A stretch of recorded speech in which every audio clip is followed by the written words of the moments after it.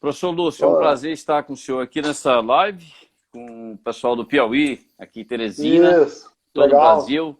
Estamos aqui, a gente quer de antemão lhe agradecer por ter feito, a gente teve assim, a, a iniciativa de adicionar o seu nome lá no grupo Corona Piauí, e a gente viu aqui o quanto que o senhor está prestando de informações aos colegas médicos, porque nós estamos fazendo aí um enfrentamento de uma pandemia, de um vírus que a gente não sabe nem se é realmente um vírus natural ou se ele foi alterado. Então, Uhum. muita coisa fica no ar e muitos exames, muitos enfrentamentos, divergências políticas, né, entre os gestores nacional, municipal e estadual, muita coisa acontecendo, e a gente tem que, nós, da equipe da saúde, tem que dar uma solução para as pessoas, afinal nós cuidamos e queremos salvar vidas, não é isso? Professor, não vamos perder tempo, gostaria em Sim. primeiro lugar de agradecer aos internautas e, por favor, se apresente para o povo do Piauí, para o povo do Brasil, para o povo de Minas, para o povo de todo mundo. Obrigado, doutor Jonas. Uma satisfação ter sido convidado para conversar com o senhor. Meu nome é Lúcio Lemos, eu sou biólogo, eu sou especialista em análises clínicas, eu tenho mestrado em medicina veterinária na parte de zoonoses e sou pós-graduado em análises clínicas. Eu trabalho com laboratório há mais ou menos 45 anos. Então é um cadinho de tempo, a gente vê muita coisa mudar e sempre acontece essas coisas de algo que chega de repente, e a gente vai conversar sobre isso agora, né? Vai dar para fazer os exemplos. É verdade. Professor Lúcio, eu gostaria, a gente vai fazer os primeiros 40 minutos de perguntas, e a gente já tem aqui algumas perguntas de internautas, tá? E de amigos que mandaram perguntas para o senhor responder. Vamos lá. Então a gente vai começar a lhe metralhar aí, não se preocupe não. Vai ser tudo bem. Primeiro, quais os tipos de exames para que a gente estude a doença de coronavírus? Pois é. Todo mundo foi pego de surpresa e na hora que começaram a falar de exames, eu comecei a perceber, e até eu no primeiro momento achei que aquilo ali seria a solução, e começaram a se falar sobre pesquisar anticorpo. E aí veio a minha dúvida, o que nós estamos pesquisando? O doente ou quem já foi doente? Ou quem está doente, né? Ou aquele que está carreando um vírus, né? Simplesmente carreando um vírus, ou aquele que está, como a gente pode dizer, ele é um simples portador. Então, no primeiro momento, se falava muito em bloquear a disseminação do vírus. E aí começaram a se falar em fazer IgG e IgM. Não vamos entrar nem no mérito de se é teste rápido, se é teste em equipamento. Já a decisão de se fazer IgG e IgM, isso veio lá da Europa, veio lá da China, isso não foi coisa que foi inventada aqui no Brasil. Eu olhava para aquilo e falava assim, bom, mas o que eles estão querendo barrar? Porque se você quer barrar, e eu usava esse exemplo, se você quer barrar o seu soldado inimigo, você tem que achar o soldado. E quando você está pesquisando anticorpo, você está achando os rastros do seu soldado, por onde ele passou para o seu inimigo, né? Então você acha a fogueira dele, você acha os cartuchos, mas você não acha o sujeito. E aí eu questionei sobre isso e fui ler sobre essas questões. E lá, nos protocolos, nas diretrizes para laboratório de análises clínicas no Covid, ou na Covid, falava-se claramente que o padrão ouro era o RT-PCR. Que lá está escrito. Quando você trabalha anticorpos, você está fazendo um estudo epidemiológico, é um estudo histórico. Por onde ele passou? Mas no primeiro momento nós temos que barrar a disseminação. Foi daí que eu achei os trabalhos que estavam sendo feitos na Coreia. Onde eles usavam testes, né, para detectar ou o vírus ou o seu antígeno. E a gente vai falar sobre esse tipo de teste. Ou seja, a presença do ser a presença da entidade, e não uma cicatriz gerada pelo corpo de quem está sendo atacado. Esse foi um grande erro no mundo todo e que atrasou bastante esse bloqueio, né, do vírus ou a identificação e começar a tratar precocemente cada paciente, entende? Então, aí eu rebato a pergunta, o que está pesquisando, né? O vírus, o indivíduo portador, doente ou não, ou o sujeito que gerou ou não o anticorpo, né? Certo. Então isso é importante saber. Lúcio, professor Lúcio, o paciente portador do vírus é o que transmite, certo? Sim. O paciente que tem os anticorpos, ele pode ou não estar transmitindo. Isso é correto? Sim, sim. Certo. O que acontece?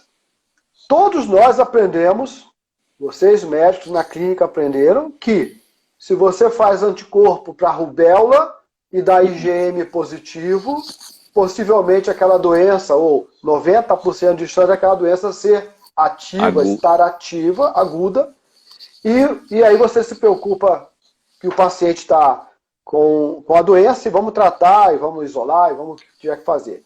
E se tiver a IgG sozinha, já foi. O problema é que não ensinaram isso para o vírus. Se ele é de outro ser, a gente sabe que gato, não estou dizendo que é o gato que transmitiu não, tá, gente? Não, bem um monte de gente aí. Mas o gato tem corona.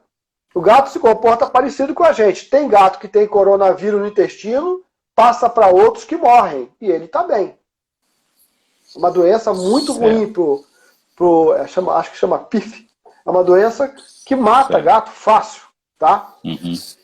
Se esse vírus veio de outro animal, é de se entender que o nosso corpo não responde da mesma forma que uma doença como a rubéola, que é nossa. Então, primeira coisa, os anticorpos não estão sendo formados naquela ordem cronológica que se esperava. Primeiro vem a IgM, que durante a fase aguda, depois ela some, vem a IgG mostrando que está te protegendo e que você não tem problema mais nenhum. Isso aí não é dessa forma que está acontecendo. Os trabalhos, mesmo lá da China, já mostram que muitas vezes a IgG se forma ainda nos primeiros dias de sintoma. E outro problema, às vezes a IgM se forma mais tardiamente, às vezes com 10 dias, 15 dias de sintomas, não estou falando nem de infecção, de sintomas, e se permanece por muitos dias, até 90 dias, mas sem doença. Chama-se cicatriz imunológica. Logo, pode falar. Então, professor, a pessoa que vai a um hospital, ou a uma farmácia, ou a um laboratório, idosa, IgM e IgG, isso não quer dizer que tenha doença? Não, e não quer dizer que não tenha, que é o pior. Veja bem, se é um exame que detecta a reação do seu corpo tardiamente à presença do vírus, se der negativo, não quer dizer que o vírus esteja em você ativo, mas que você ainda não tenha desenvolvido grandes sintomas, né? E que você não esteja disseminando isso. Aí você faz um teste que é tardio. Teste rápido é tudo, menos precoce. Guarda isso na cabeça. Teste rápido não é precoce. Certo. Então, quando você tem um exame negativo e volta para casa feliz e retumbante, você passa vírus para as pessoas que estão lá, mesmo com um resultado negativo. Bom, então nós estamos aqui com 132 pessoas assistindo a sua live. Que bom. E a gente quer agradecer, mas então aquele monte de pessoas que estão indo aos hospitais, aos laboratórios, e que testa IgM ou IgG, não resolve nada em termos de transmissibilidade, em termos de você estar transmitindo. Olha só, eu tenho um laboratório e faço exame, eu vendo exame, vivo de exame. Anticorpos foram feitos para você fazer um estudo epidemiológico pós-agudo. Se você tem uma arma na mão, que é o RT-PCR, que é o antígeno, que eu vou explicar a diferença entre os dois depois, que é importante essa diferença, tá? E você trabalha com um exame que lá na bula diz, a partir do 7º dia de sintoma, mas as evidências estão mostrando 20, 22 dias, o que você quer saber com um exame que vai te falar que você está com anticorpo 22 dias depois do primeiro dia de sintoma? Ou você já está bom em casa, ou você está entubado, cara. Esse exame não vai te ajudar em nada. Não vai ajudar em nada. Isso quando não veio alguns testes que não eram muito bons e davam falso positivo ou falso negativo. Nossa. Entende? É. Então, veja só. Vou fazer, então, a seguinte pergunta. Como saber de verdade, na sua opinião, baseado na sua experiência, o senhor já deve ter feito aí para mais de 2.000 exames no seu laboratório. 7.000. 7.000 exames. Então, veja só. Como saber se alguém tem o vírus? Qual é o exame que eu faço? Como eu procurar o hospital amanhã? Qual é o exame que eu vou fazer para saber se eu tenho o vírus? Porque, afinal de contas, a gente tem que saber se tem o vírus para a gente saber se está transmitindo ou não. Não é isso, professor? Exatamente. Qual é a grande preocupação, né, de todos os profissionais? Barrar a doença. Então, vamos lá. O que eu vou falar aqui não fui eu que inventei. Isso acontece lá na Coreia. Então, vamos lá. Uma pessoa teve contato com alguém que está com Covid. Uhum. Não está sentindo nada. Certo. Vai e faz um PCR. Você não precisa de sintomas para fazer PCR. Então, vamos clarear uma questão aqui. Não existe um tipo de PCR. Existem PCRs com sensibilidades diferentes. Alguns são muito bons, alguns são muito ruins. Tem teste que só vai funcionar se tiver sintoma, porque você tem que estar com uma carga viral muito alta. Tem teste que vai pegar você sem sintoma algum, com 10 cópias de vírus por ml. O outro pega com 200. Qual que vai ser tardio? Essa história de se falar que PCR tem 60% de sensibilidade, não é bem assim. Depende do momento que foi colhido, como foi colhido, como foi transportado, tá? E qual é o teste usado. Certo. Muitas pessoas estão tendo teste falso negativos porque o teste não tem uma sensibilidade que pegue, por exemplo, 90 vírus. Ah, porque começa com 100. A partir de 100 é positivo. E 99 é negativo? Não. 99 é positivo. Então, senhores colegas de laboratório, olhe lá qual é a sensibilidade do seu teste. A diferença de preço não é tão grande. Mas, às vezes, eu mesmo, na hora que eu fui estudar, corri para ver o kit. Opa, será que o meu é de 10, de 100, de 200? Tem de 200, gente. Tem de 200 cópias. O que você vai fazer com um teste de 200 cópias? O cara tem que estar no CTI já. No seu laboratório, qual é a sua sensibilidade? Só para a gente já informar. O fabricante fala que é de 5 a 10 no papel. No papel. Mas conversa comigo falando que é de 1. Não importa. É de 5 a 10, tá bom pra caramba, gente. Usa de 5 a 10. Em relação a 200, né? E esse que a gente usa, que eu posso falar, isso não é segredo, a gente usa da Thermo Fisher, chama-se Multiplex Fast. Pô, professor usa. Exatamente. Entendeu? Então, em suma, para você saber se você tem o vírus, você precisa do RT-PCR. Acabou a história. É isso? Sim. Aí você descobre que o sujeito tem vírus, com sintoma, sem sintoma. Entendi. dizendo que não teve contato com ninguém, que isso acontece, mas o cara foi no supermercado, foi no ônibus, pegou o vírus. Muitas dessas pessoas, a doença será autolimitada sem nenhum transtorno, mas o problema não são... Né? Em torno de 85%. Mas o problema, exatamente, 85%, né? Mas o problema não é ela, o problema é que ela pode passar para alguém que seja suscetível a ter sérios problemas imunológicos, inflamatórios, e aí vai cair em hospital. Certo. Ok? Professor Lúcio, pegando a carona aqui, uma pergunta diz, até quantos dias de sintomas você pode o RT-PCR positiva? Qual é a sensibilidade do teste? Vamos supor... Se for de 10, você vai pegar desde nenhum sintoma certo. até 25, 30 dias, que é o que está acontecendo comigo. Não é resíduo de vírus. Porque tem aí uma... Eu não pegaria um parente meu com 30 dias positivo e colocaria do lado de outro parente meu suscetível. Eu não vou acreditar em resíduo. Agora, vocês têm que lembrar o seguinte, se o teste é ruim, ele vai dar negativo rápido. Com 10 dias, já falaram em 10 dias. Tá, claro, vai caindo a carga viral, ele não consegue ver mais nada, dá negativo. Isso é uma sensibilidade ruim. Pronto, agora vem a outra pergunta.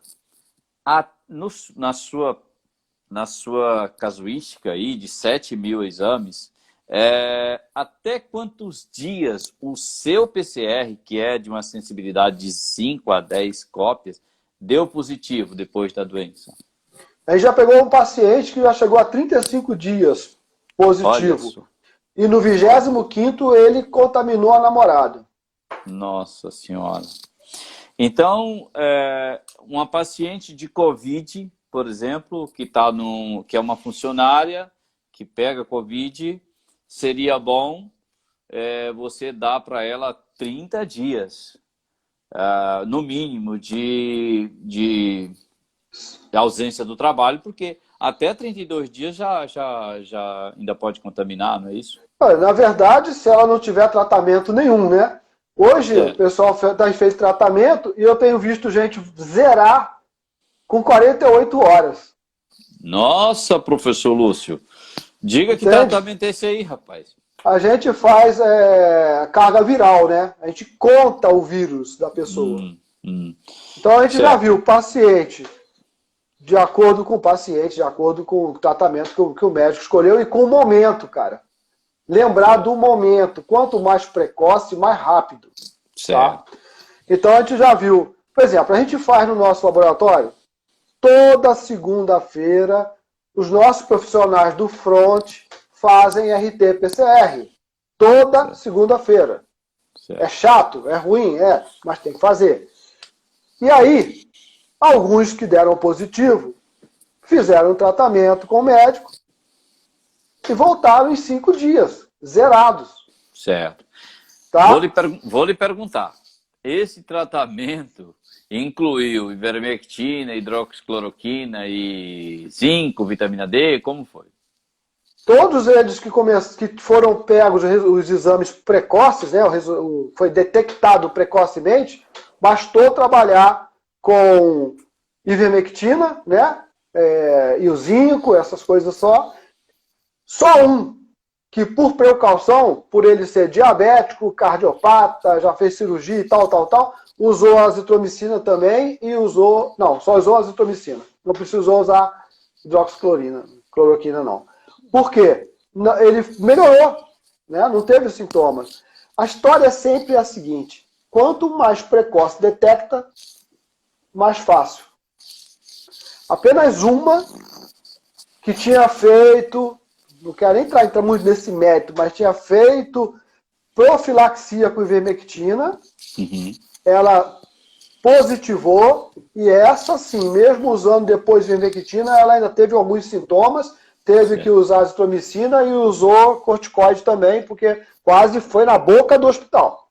Chegou lá, deram deram o corticoide, ela pôde voltar para casa porque melhorou lá e não precisou ficar. Muito bem. Então, agora nós estamos agradecendo mais uma vez aos internautas de todo o Brasil e principalmente da cidade de Teresina, São Luís, que muitos amigos, e Parnaíba, Fortaleza, pessoal do Mato Grosso. A gente agradece a todos os nossos seguidores. A gente agradece demais a todos, 156 pessoas. E eu queria, então, fazer a pergunta mesmo pesada. Testes de EGM e IgG, então, que são feitos aí a toque de caixa, não serve para nada, professor? Muita gente saindo com resultado negativo, carregando o vírus. Isso aí vocês devem ver, isso acontecer direto, a pessoa com sintoma dando negativo.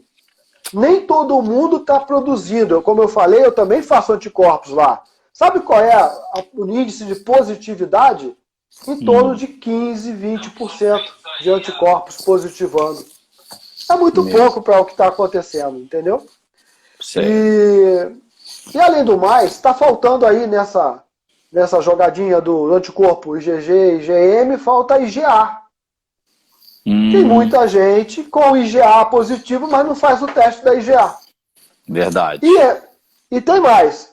Não é regra, só porque tive IgA, vou gerar IgM e vou gerar IgG. Tem gente que gera só IgA, que permanece por 2 meses, 3 meses, mesmo sem a doença mais, mas não gera IgG. Né?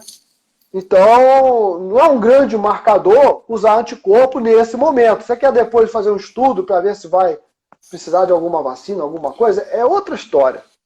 Né? Mesmo assim, vamos lembrar de um detalhe. A maioria de nós não vai formar anticorpo porque a barreira, a imunidade inata vai dar conta.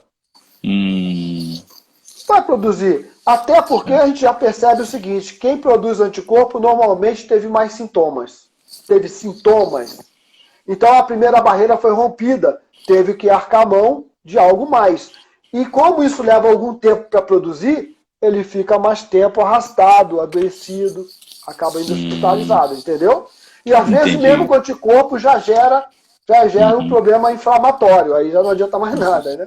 Por isso que é o problema de esperar exame.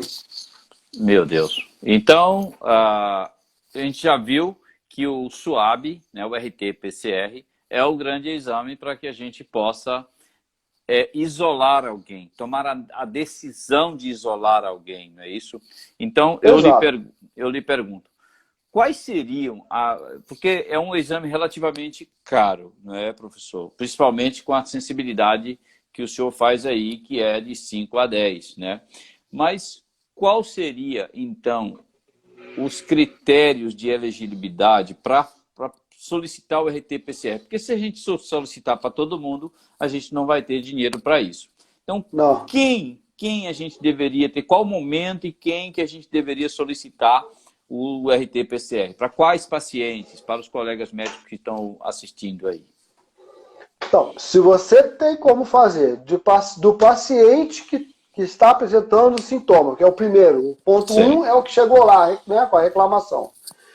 E de preferência, que eles realizem dos contatos, não é sair fazendo massivamente a população toda, isso é impossível, né?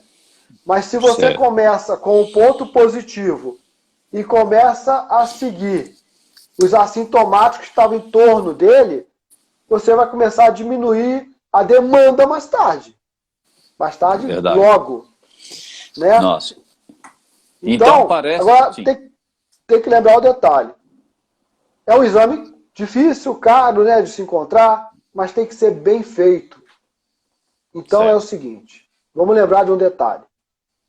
Você vai colher, tem que colher da forma correta, com o material correto. Então existe um suave próprio para isso. Não é de algodão, é de ponta de rayon. É um suave próprio para isso. Ele não destrói o RNA, porque você quer achar o vírus. Certo. E quando você colhe aquilo, você não vê que coloca dentro de um tubinho com líquido? Certo. Não pode ser salina. Algodão e salina é para fazer no mesmo dia, quase na mesma hora. Certo. Você colheu e vai começar a fazer o exame. Se ele vai viajar para algum lugar, vai passar mais do que um dia andando, você precisa que ele seja colhido em suave ponta de rayon e que seja colocado num tampão, uma solução tamponada 7.4 RNase free. Isso quer dizer, não tem nada ali que destrua o RNA. E aí ele pode viajar 48 horas, até 72 horas, porque senão vai dar falso negativo. Gastou dinheiro, ficou esperando o resultado e deu negativo.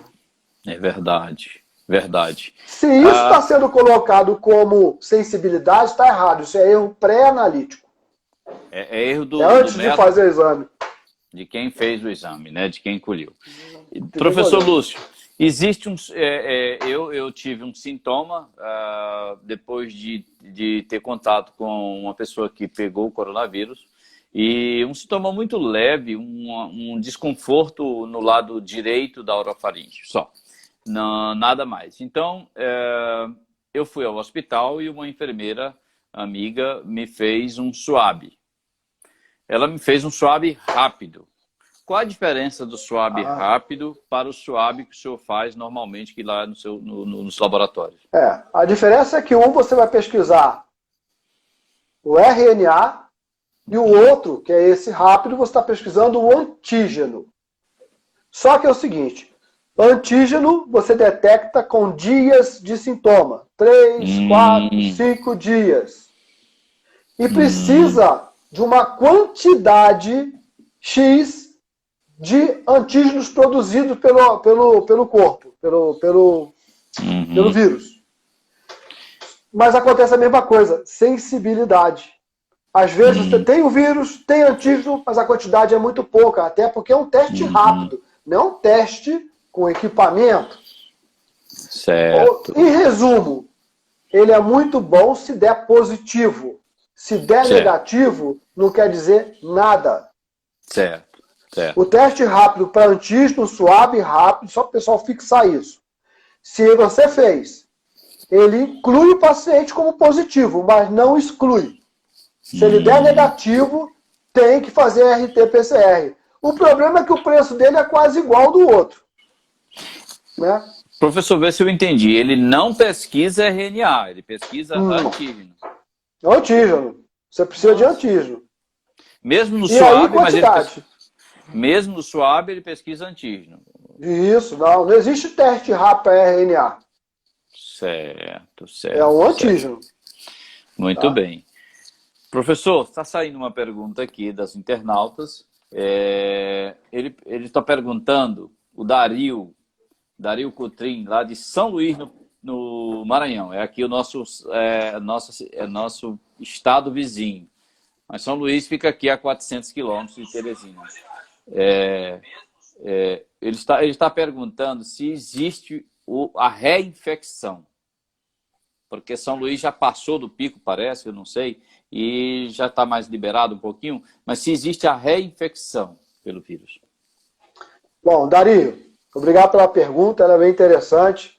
Olha só. O que eu posso responder de laboratório? Se existe a possibilidade de eu detectar vírus de novo em um paciente que teve o mesmo vírus um mês atrás.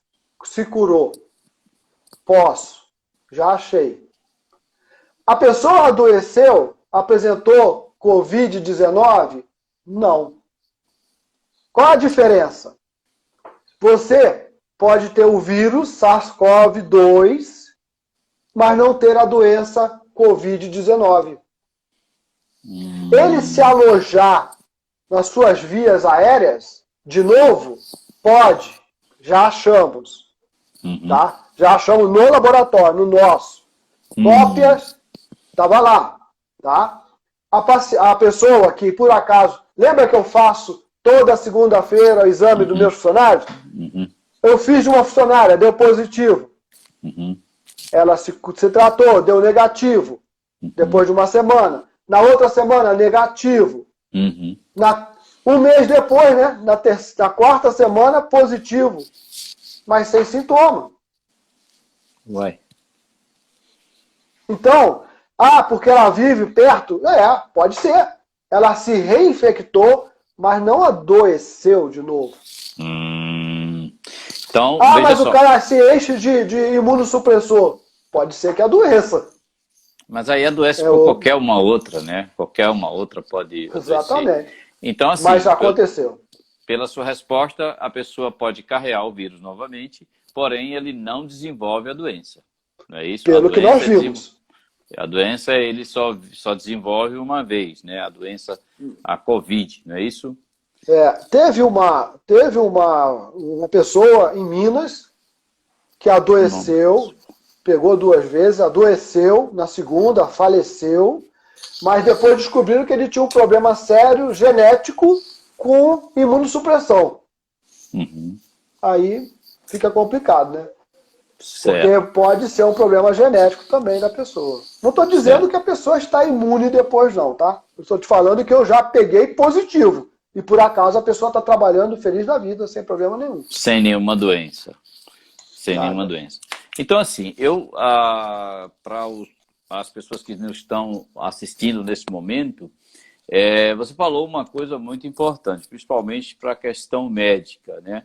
Que é a possibilidade de você reduzir a carga viral com o tratamento precoce, né? Principalmente porque vai estar muita gente aí assintomático, espalhando o vírus para todo lado, e essas pessoas vão pegar em outras pessoas. Então, o tratamento precoce ele é super importante para que você diminua o tempo, para você diminua aquele tempo de positividade do RT-PCR.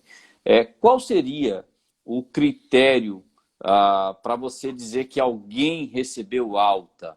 Qual seria o teste que você faz, que você indica, dizer, olha, por exemplo, uma funcionária minha pegou Covid.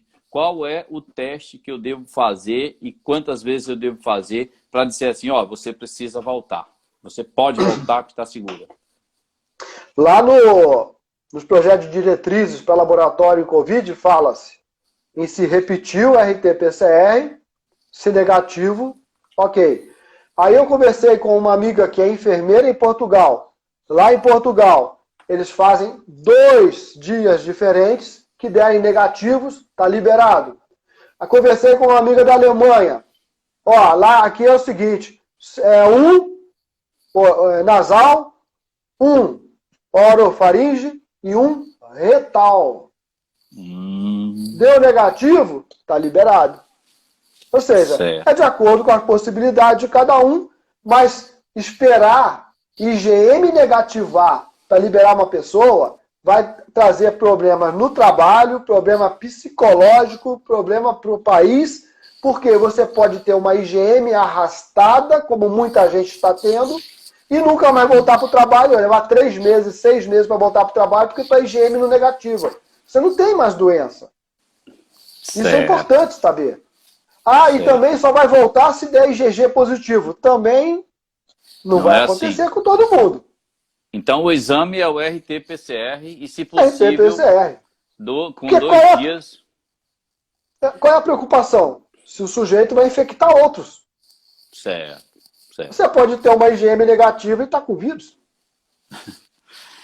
Então, professor Lúcio, esse monte de exames de IgM, IgG que estão fazendo por aí, infelizmente a gente tem que falar para os 170 pessoas que estão nos assistindo que infelizmente não te passa nenhuma segurança de transmitir ou de receber ou de fazer alguma coisa. Mas não passa mesmo. Deixa eu dar um exemplo para vocês. Mais ou menos aos 18 anos atrás, um pouco mais, surgiu os testes para rubéola, IgG, IgM, top de linha. Todo mundo queria ter aquele teste no laboratório. E tinha. Até eu tive. E a gente começou a ver muita IgM positiva para a rubéola. O teste era bom, ele era específico, ele estava pegando a rubéola. IgM. O problema é que era de grávida. O que será que estava acontecendo há 20 anos atrás com tanta IgM positiva em rubéola de grávida? Aí depois descobriu-se que essas IgMs eram IgMs, mas a maioria delas eram residuais e não estavam fazendo mal algum a ninguém. Não tinha vírus na pessoa. A pessoa tinha tido vírus há meses antes de engravidar. Nossa. Ano antes de engravidar. Certo. E a gente sabe que isso acontece com a toxoplasmose também, gente. Ah, tá. Né? Então, assim, mas aquela história que a gente aprendeu nas aulas de imunologia, que primeiro aumenta IgA, depois a IgM, depois IgG. Isso não está acontecendo com o coronavírus. Também não acontece aí com toxoplasmose. Mas você não acha que isso foi muito frequente com o coronavírus? Foi porque a gente seguiu a onda da Europa. Até a Espanha começar a reclamar que os testes rápidos só tinham 30% de sensibilidade, na verdade, não era isso. Estava sendo usado na hora errada. Você procurar alguma coisa que não está lá, vai dar sensibilidade baixa, gente. Certo, certo. E aí, quando a gente escutou isso, já tinha um monte no Brasil. Certo. Tinha mais teste rápido que gente no Brasil. Certo. Todo mundo, você virava a esquina, o cara te oferecia um teste rápido. O cabeludo, o motoboy chegou no laboratório para me vender teste rápido. Virou uma praga isso, cara. De repente surgiu de tudo quanto é lugar. Eu nunca fiz teste rápido no meu laboratório. Anticorpo, eu faço em equipamento, leva 3 horas. Depende do equipamento. Do meu leva 3 horas e eu deixa quieto, deixa fazer do jeito correto. Apressado come cru. Certo. Professor Lúcio, a Adriana Santos, ela está perguntando aqui o seguinte. A Adriana Santos, ela faz a seguinte pergunta. Esse exame que positivou novamente, há possibilidade de transmissão? Foi essa pergunta que ela fez. O exame que positiva novamente. Talvez o RT-PA que ela está perguntando, né, professor? É da pessoa, né, que positivou, né? Então, pelo bem ou pelo mal, ela foi afastada e ficou em casa. Certo. Só voltou quando negativou. Eu achei prudente. Prudente fazer isso, né? Porque podia não fazer mal a ela, mas passar para outro, né? É verdade, é verdade. E isso nos dá um pouco de preocupação, professor, porque essa doença pode ficar fazendo transmissão, circulando o tempo todo. A Samara, que é a enfermeira do Hospital Universitário aqui de Teresina, ela faz a seguinte pergunta. Ela quer que o senhor fale sobre os exames sorológicos quantitativos. Então, quando se fala em exame quantitativo, nós estamos pensando em exames que vão realmente fazer uma dosagem, ao invés da o qualitativo é o teste rápido, é assim, positivo ou negativo. Tem gente que tem olho de lince, vê uma linhazinha não sei aonde no teste rápido, não existe linhazinha, ou é positivo ou é negativo. Ele não foi feito para ter intermediário, tá? Já os testes quantitativos, que pode ser por cutoff ou quantificar por unidades, tá? Eles vão medir a quantidade de anticorpos que estão ali presentes. Eles têm uma importância? É o seguinte, o que vai fazer é o seguinte, esse está com menos anticorpo, mas quer dizer que tinha menos vírus? Não, pode ser que ele tenha produzido menos e o efeito foi satisfatório. Certo. A diferença é o seguinte, quando se fala assim, eu quero um quantitativo, é que está marcando que quer um teste feito em equipamento. Porque quando você faz um qualitativo, você colhe um sangue, que muitas vezes você nem centrifuga nem nada, fez na hora ali, o sangue bruto, e ali vem vários resíduos, vários antígenos, que podem dar um falso positivo ou falso negativo. Quando você vai para o equipamento, primeiro você separa soro de hemácia. Então fica só o soro, você chama às vezes de plasma, mas é o soro. Aquele soro, ele vai para o equipamento que ao pegá-lo, ele ainda vai fazer uma série de lavagens. Ele vai tamponar, vai tirar substâncias interferentes, vai fazer vários procedimentos no equipamento para purificar e deixar só o que você está procurando, que são os anticorpos. Certo. Né?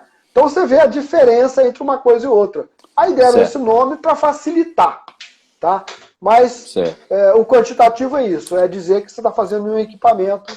Certo. Agora eu lhe pergunto, tem locais que ele escolhe o sangue das pessoas e deixa o sangue ali ficar até separar para aparecer o plasma, né?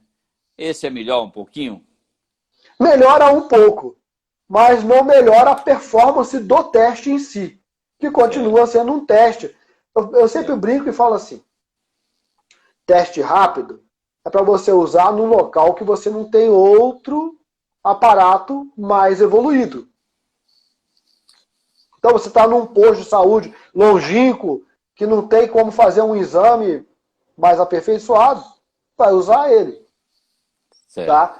Eles vão chegar a um momento que vão ser bons. Vide o teste rápido para dengue. Sabe o NS1, aquele teste que você faz para o dengue sem sintoma? Uhum. Aquilo é antígeno. Certo. E funciona. Certo. Entende? Com o tempo, pode ser que tenha uma evolução, mas não está nem próximo da do dengue, nem próximo do Certo. teste rápido de HIV. Teste de Nossa. HIV, que é altamente evoluído, muitas vezes dá positivo no teste rápido, vai repetir da negativo.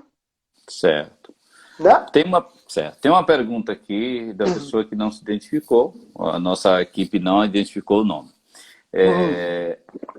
A pergunta é isso: há a possibilidade de fazer um teste de SWAB com IgM e IgG negativo e após uma semana apenas IgG ficar reagente? Sim, que na verdade ela estava com IgA, por exemplo, e depois veio a IgG. Certo. Pode. Certo. O teste de SWAB, né? deve ter dado positivo, ela está dizendo, né?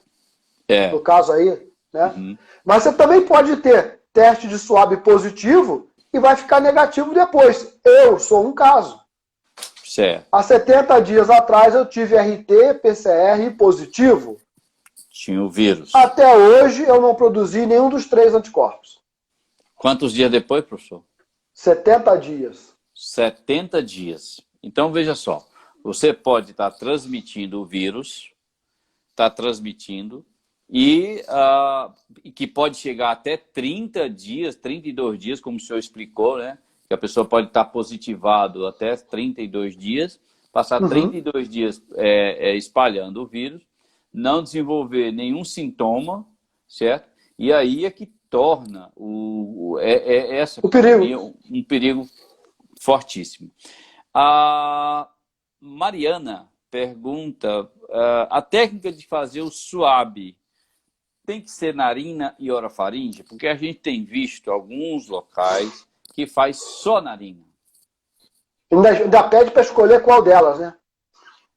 Eu fiz o meu, fizeram das duas. Eu vi estrelinha para todo lado, mas não fizeram da minha orofaringe. É assim, como o vírus migra, começa nas narinas e vai descendo, você tem que fazer as duas. Você aumenta para 95% de sensibilidade. Se faz só na narina, você está mais ou menos com 45% de chance. Então tem que fazer sim. Tem que fazer sim. Eu reclamei com a profissional que fez, e ela falou que nas diretrizes lá do exame dizia que só pelas narinas. Né? Aí eu falei, mas ela deve ter te falado uma coisa também. Só vale por 5 dias de sintoma. Certo. Entendeu? Aí o tempo vai passando, você deixa de detectar porque você está indo para o sítio errado. Certo. E se você pegar esse exame que só dá positivo a partir de 200 cópias? Piorou mais ainda. Meu Deus do céu.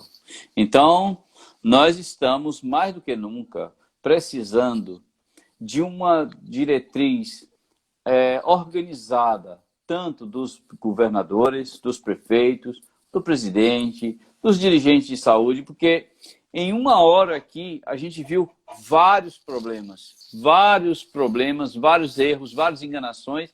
E outra coisa, não é por qualquer um, não.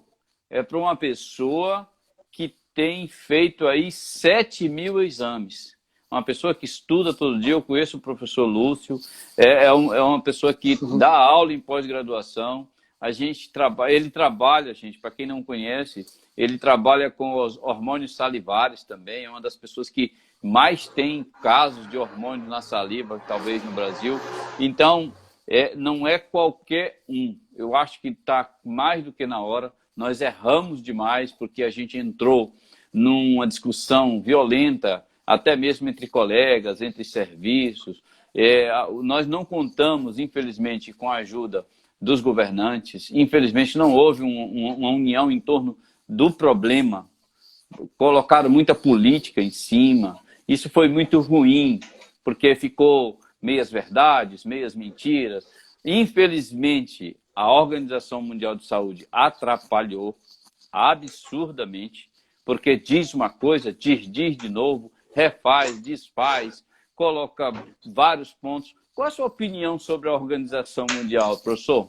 Não, a única coisa que, pelo que eu estou vendo, ela acertou, ninguém quis ouvir. Ela falava o tempo todo, usem RT-PCR. Tá lá. E ninguém quis ouvir. Então, o exame é suave, orofaríngeo, nasofaríngeo e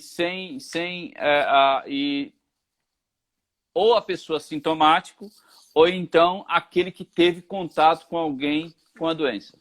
Contato com alguém com a doença. E você vai ver muita gente positivo e não faz nem ideia de que está positivo. Meu Deus. Entende? Meu Deus. Olha só. Veja bem, e aí, vocês que têm um problema, às vezes, com distância, se não tiver como fazer o RT-PCR, entre teste rápido de anticorpos e teste rápido de antígeno, é melhor o antígeno. Certo. Mas considere que quando positivo, quando negativo, continua a suspeita. A suspeita. Muito Entendeu? bem, professor Lúcio. Muito bem. A gente está faltando 2 minutos aqui para terminar a nossa live. A gente quer agradecer imensamente a todos que participaram. Professor, eu gostaria de deixar um convite para uma parte 2, tá certo? Em outro momento, porque a gente sabe que a partir de 1 hora as pessoas já cansam e tal. A gente está com 181 pessoas a quem a gente gostaria de agradecer muito.